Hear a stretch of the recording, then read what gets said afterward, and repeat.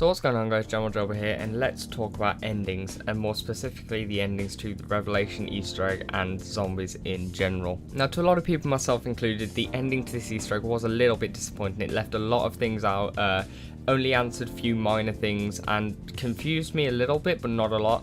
And even some people, the map in general was disappointing. I really like the map, but the point of this is that some people didn't really know where to go from here. Some people didn't really know where it took the storyline or what happened in the storyline with that. So what I'm going to do today is like clarify some of the things it cleared up, some of the things it left out, and just try and clarify the whole storyline and the implications that it had on the storyline in general, the timeline, and then go on to some of the things that we think might happen when the map comes out on PC and on Xbox. So if you haven't seen the Easter egg cutscene, ending cutscene, it's going to be kind of looped in the background without sound, but still, you kind of get the gist of it.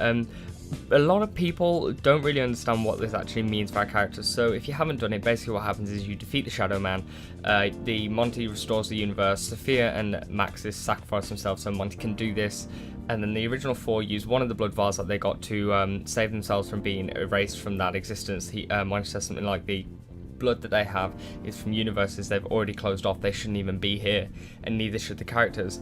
And then he proceeds to go and attempt to wipe them from existence, and Richthofen's like, you could just send us somewhere we've never been before, and he sends them back to the Primus. And Primus is when they fought in the Great War. They used the staffs to aid the King Eisendrach.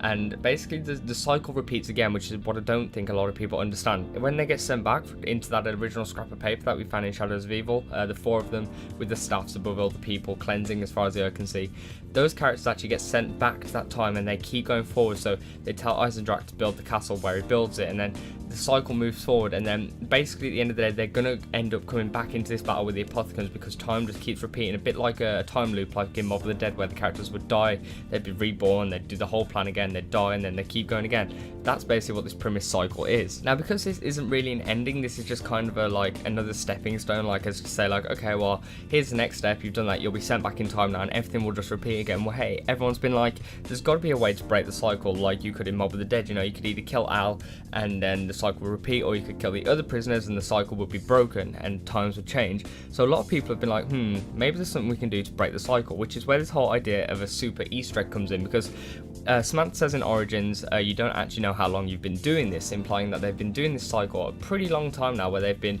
doing all the maps and they've been defeating the Shadow Man, going back to Primus, falling, and then carrying on like that.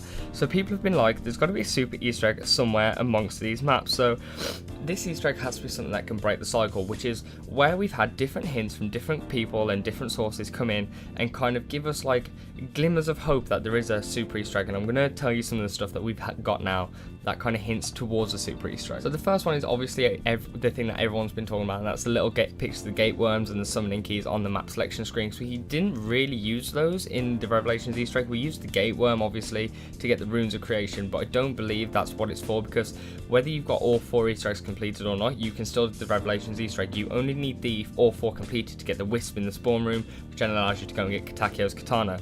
So people are thinking, okay, maybe those 4 objects, those 5 objects mean that there's a super Easter egg somewhere. The next thing we have is the clip from the Origins recap, where the Shadow Man, as in his Apothecan form, is seen like zapping Richtofen with like lightning or something, and it looks like Richtofen's dying, and it looks like he's going through a great amount of pain, his soul's coming up or something. It looks really crazy in the background. We never saw that in the Revelations Easter egg or in the cutscenes preceding the map or before the map. So people are like, okay, well, that's got to be in there somewhere. And finally we have the real Decryptor Fixer on Reddit, who's been saying stuff like, you need to get the real Apothecan servant, implying that the one that we use isn't the real one, and things like that. You have to wait for the PC release and then get hunting again, followed by another cipher. So people are like, yeah, there could really be another Easter egg here, there's got to be something, because this isn't really an ending, this is just kind of like the next step in the story. And it pops up at the end, like the end, and people are like, well, it makes no sense because it just keeps going forward now. So everyone's hoping for this super Easter egg, and I'm really hoping for one too. A lot of people are really angry at Treyarch for this ending. I'm not so much angry, I'm just kind of like underwhelmed and disappointed, because I was expecting some big like 3-minute ending cutscene where we saw answers to most of the stuff that we saw in trailers and stuff. So we didn't even see Peter McCain like we did in the trailer for Revelations. You know, there's lots of things that we've got that we just don't have answers to, like all the comic book loading screens. Or I understand that Jason can't put brackets around everything he's done so far, but a lot of the questions that we have should have been answered. I don't know how many we've got, but a lot of them aren't answered. There's like the blood vials that are answered. who Monty is, how much power he has, who the hell Saphir is, where Maxis is. Really, it's just stuff that's really contained in Revelations that was answered, not so much outside the map. Like, people are still wondering who the bald guy in the First Strike poster is, but still. So what we've got to do now is we have to wait till it comes out on PC, and we got to get hunting for a super Easter egg, because people are assuming that Treyarch have locked the super Easter egg until it comes out on PC so people can find it all together. But the one thing that everyone else is forgetting is that when it comes out on PC, we'll get another trailer with it. So like when Zetsubo no Shima came out, we got the cutscene with it, the new trailer, and we actually saw old Takeo being taken to the Spider Boss, and we hadn't seen that before because obviously we hadn't had the trailer. So maybe stuff in this new trailer for Revelations will release a lot of stuff that we haven't found out about Revelations yet. Like, there's some stuff even on the map that we don't know how to get to. Like, there's that door in Horizon Drac where it's quite clear there's something behind it because it doesn't fit in with the rest of the map.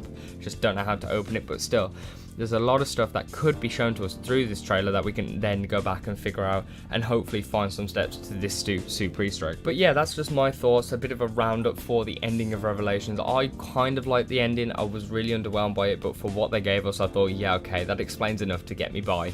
But if there's not a super Easter egg, I'm going to be mad gutted because I really do like zombies. Obviously, my YouTube channel is based off it, but if there's not any more explanation, to be honest, I'm going to be a bit insulted that I put so much time into this game mode just to have so many questions unanswered. But still, time will tell when it comes out on PC.